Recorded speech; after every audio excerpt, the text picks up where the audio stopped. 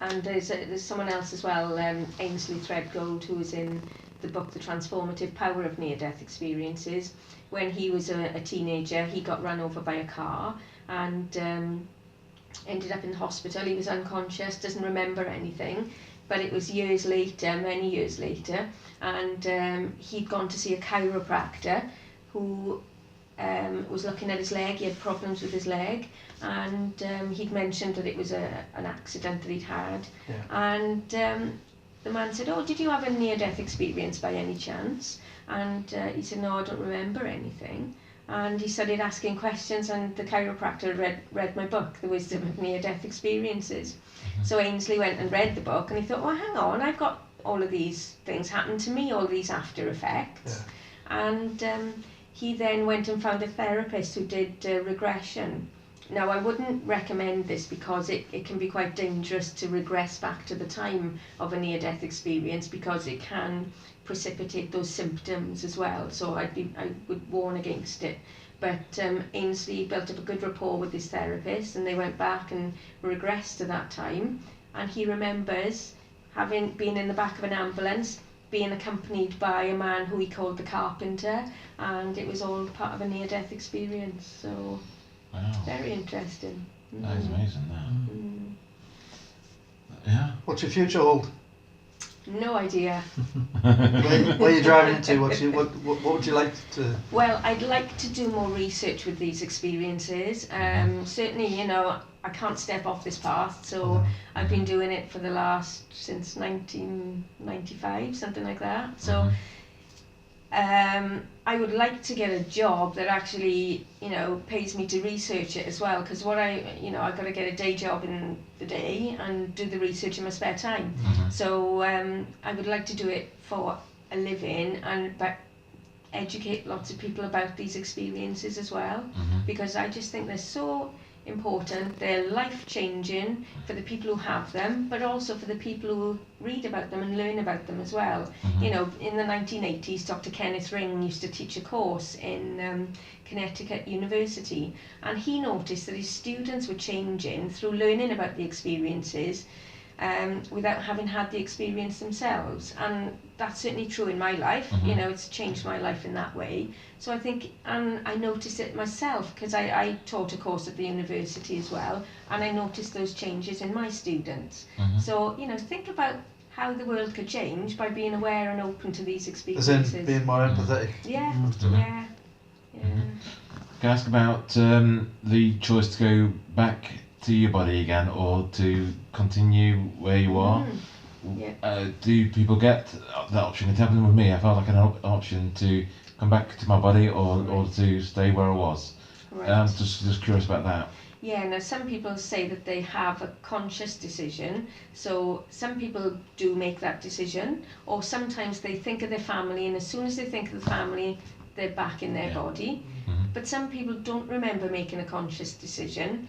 Some people were really happy to stay where they were, and I've had a lot of people express profound guilt as a result, because I've had mums with young children who have been so out of their body and in such an amazing space, and the feelings and emotions were so wonderful, they were prepared to stay there.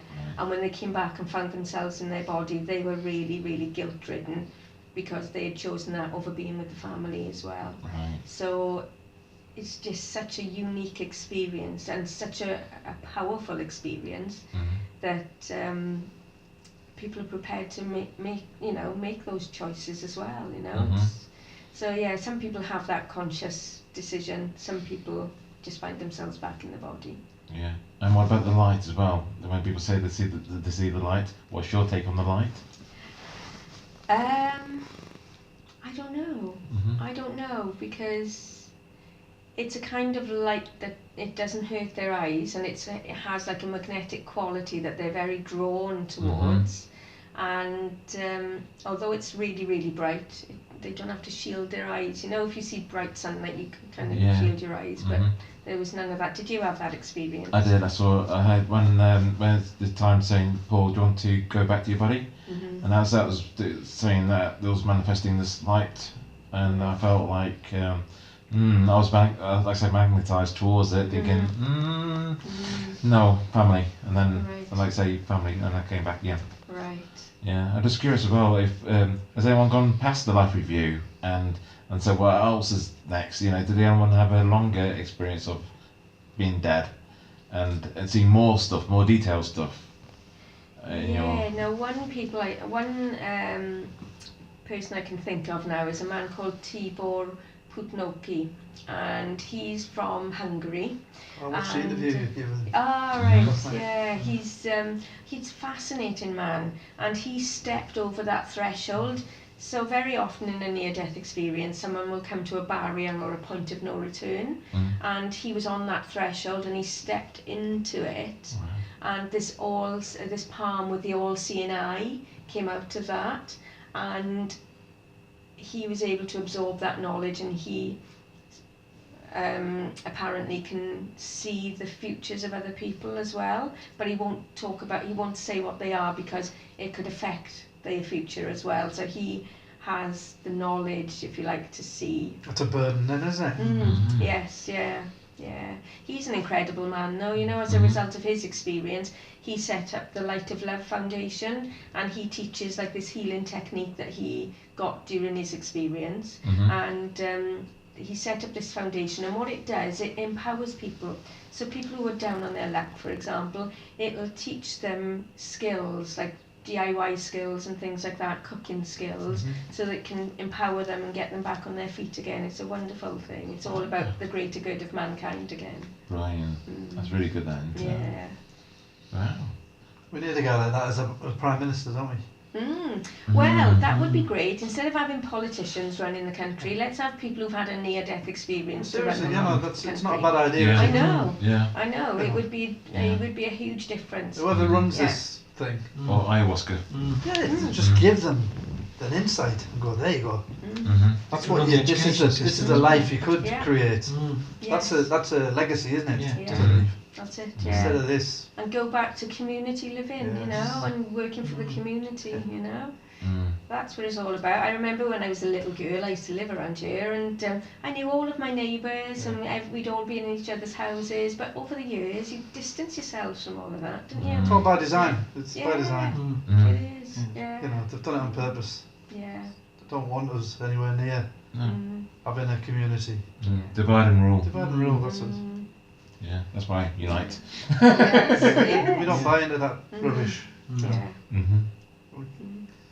There's idiots every colour, every religion, isn't there? You know. Yeah, absolutely. Just don't buy into that, do we? No. Do we, brother? No. Ow!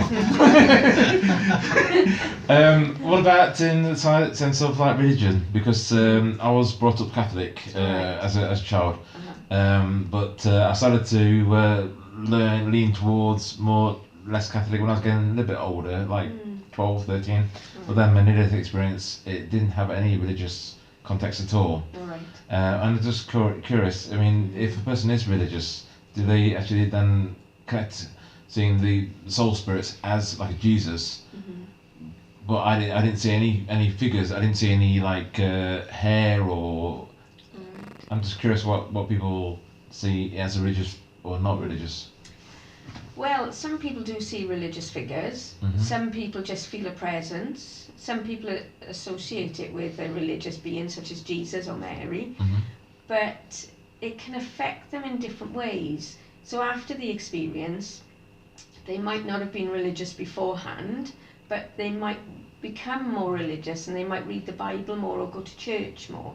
Others may have a totally different reaction and think, well, what I experienced in my near-death experience isn't like what I've been taught in church and by my religion, and they kind of steer away in a different way, so that they may become more spiritual as opposed to religious. So it can vary according to the person, really. And there's people who have been atheists at the time of their experience and then become more open-minded to spirituality or religion as well. So it can be, it can have different effects. Okay, and what about in the sense of like heaven and hell? Did they say anything about like a heaven and hell type of things to you? Well, some people do have really bad experiences as well, and they're much harder to research because people don't want to talk about them. And they're categorised in 3 different ways. So the first one is the usual experience, but it's interpreted in a distressing way or frightening way. The second type is like the void experience, and people find themselves in just this black, meaningless, eternal void. The third type is where people feel that they're in hell, or looking into hell, or being dragged down into hell. And that can have an effect almost like post-traumatic stress disorder afterwards as well. So they can be really heavily traumatised by that experience. And there was one lady in my hospital research who did have that kind of experience. She'd had a cardiac arrest, and she remembers being on a lake, and she was in a rowing boat, and there was a lady in another rowing boat, and she had a straw hat on her head, and she didn't know her, but she was afraid of her. And then she could see mist, and she could see all these wheels spinning of different colours, and then she could feel tremendous heat. And she said, and as soon as she said this, she started to get hysterical. She said, I was looking into the flames of hell. And she got really distressed, really, really hysterical, and so I had to terminate the interview. And I went back to see her 2 days later, and she didn't want to talk about it just because of the recall was causing her distress as well. And the only thing I could say to her is that some people have that kind of experience, but when they kind of relax into it, it can turn into a pleasant experience as well. But we don't know enough about those experiences, but they're just as real as the pleasant experiences as well. Does anybody ever have more than one near-death? Yes, some people can have multiple experiences. As in, like, did you say there's a lot of people who've had cardiac arrest? Yes. There's a lot more people have near-death through cardiac arrest. Cardiac arrest is probably the most prevalent cause of a near-death experience, and it's the easiest form in which to study it from a scientific perspective. But people can have a near-death experience in lots of different circumstances. So someone might nearly drown, they might have a cardiac arrest, or they might have an accident. So they could have all 3 of those, and they could have a near-death experience every time as well. So it's to say somebody's had more than one experience, is it the same experience? Sometimes it can be different, It can be similar, but it can be different, and sometimes they can have pleasant and distressing ones as well. Right. They can experience both, So the people that have had a bad experience, they're not coming back feeling enlightened, they're probably coming back terrified of dying. Yes, yeah. So what would be the benefit of that in the cosmic? Well, there was a researcher as well, Dr. Barbara Romer.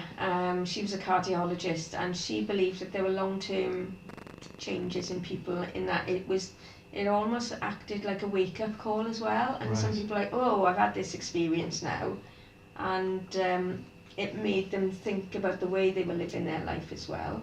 Some people think, oh, I must have had a horrible one because I'm not a good person, and it's nothing to do with that. It's not to do with their moral character at all.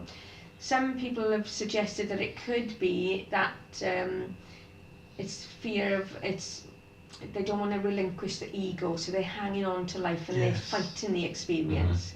And then when they relax into it, that's when it changes into that pleasant experience, you know. And Dr. Rajiv Party, he's an anaesthetist in America, and he had a near-death experience, and his started off in a very distressing and unpleasant way, and then it changed into a pleasant experience with him. Yeah, my near-death experience happened about 3 years ago. It was an experience which changed my life forever. In multiple ways, I became a happier, healthier, and a more peaceful person. It started with prostate cancer surgery about 5 years ago, and after that I had complications from prostate cancer surgery. And the biggest complication which I had to manage every day was incontinence. And 2 years after the original surgery, it was not getting better, so a doctor at UCLA Medical Center decided to put in an artificial sphincter and a device inside me so I could control my bladder function. and that was originally done on the 14th of December 2010. The surgery went fine, but 2-3 days after the surgery, I started having very high fever, redness, swelling. I could not go to the bathroom at all. I was becoming very septic. Originally, the doctors tried IV antibiotics, but they were of no use because I was getting severely infected. So my wife had to rush me to UCLA hospital on Christmas Eve. And then they had to rush me to the emergency surgery to take the device out because it had become the source of infection. So when general anesthesia was induced, about 10 to 15 minutes later after the general anesthesia was induced, I saw myself floating about 10 to 12 feet above the operating table on the left side. And me being an anesthesiologist, my first reaction was, how is this possible? Did somebody put any LSD in my anesthesia? Or somebody used an anesthetic drug known as ketamine, which is a dissociative anesthesia and has LSD kind of reaction. But that was not the case. And my first reaction as a out-of-body experience was that I was not only present in the operating room, but I could also sense and see my mother and my sister in India. They were sitting in the lounge there, and it was evening time there, and they were having general discussion.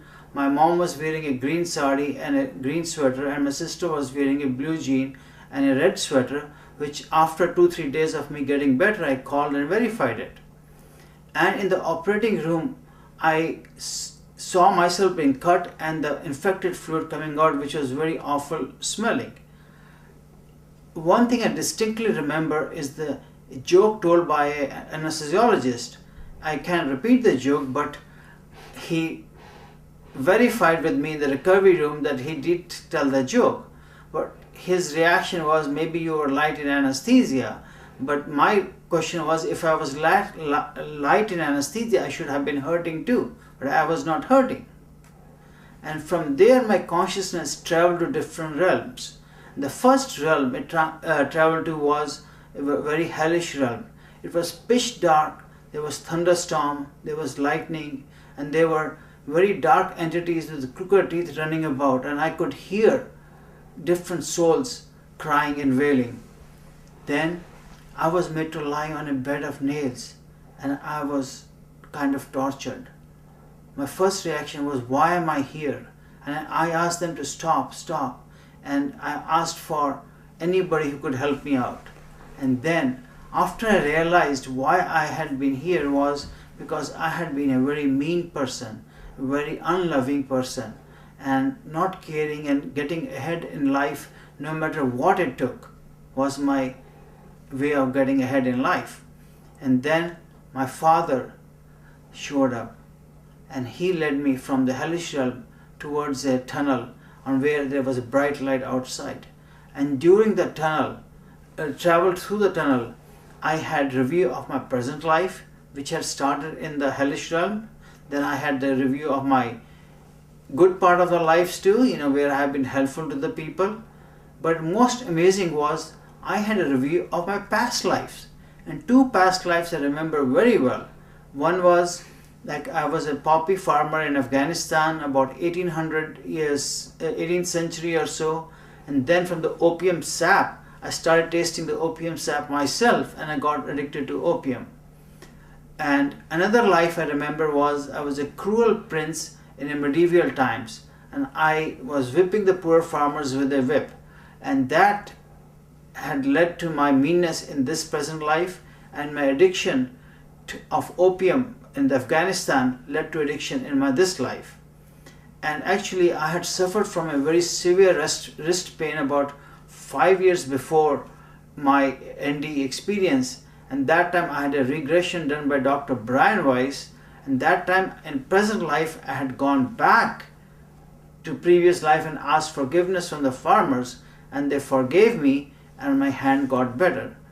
And I did not understand till my NDE how could one go backwards and ask for forgiveness. But during NDE I realized in the other realm the time is not necessarily linear, but past, present and future all fuse together and can exist as parallel universes at the same time.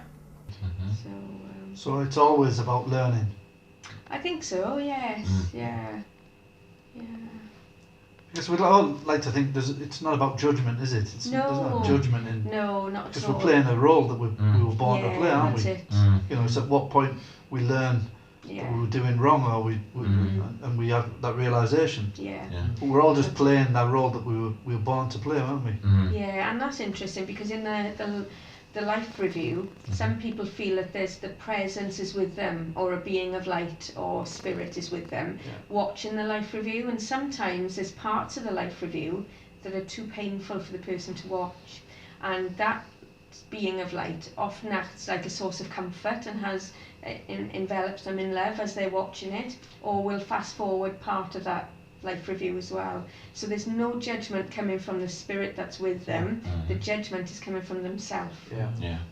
And it's not like a telling off experience. It's more like you're just like, let's say, learning. You just to learn. This whole thing's about learning, isn't it? Yeah, that's it. It's the religious doctrination that's put that judgment in, isn't it? It's heaven and hell. Yeah. Somebody's going to the book. Right, on the 24th of this month, you did that. Yeah. It's not about that, is it? No. Exactly. It's your spirit experience of physical reality. That's it. In my belief, I'm not telling anybody. The people that we talk to, like yourself, just reinforce that, don't they? You know, and that's what it is. And I think also from my experience as well. I remember seeing myself in the future as well again, where I was in a house thinking unfortunately quite low, quite unhappy, and I could see myself doing something I didn't want to do in this house. And anyway, years come by and I'm in that house, in that feeling, I'm thinking like, oh my goodness, and I felt like I'm going to do something stupid in this house. So I decided, no, I'm going to change, and I changed. So I felt like it's like paths. I saw myself. It's like almost like a game, like a Lara Croft game, like Anthony Pete was saying. You can go down this road, or you can then go down that way, and your daemon is telling you to no, don't go that way this time. Go this way this time.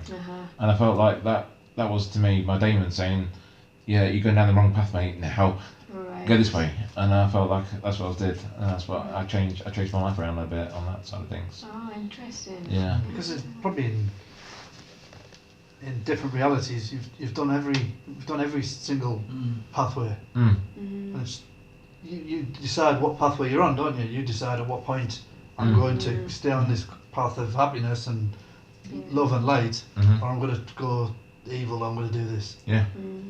They're all mapped out, aren't they? Yeah. They're all living simultaneously. It's your choice. At what point do you stay on it, isn't it? You know? So all them things happened and are happening right now, aren't they? Yeah, I think that's what I think it's about. So Yeah. I wouldn't beat yourself up over it.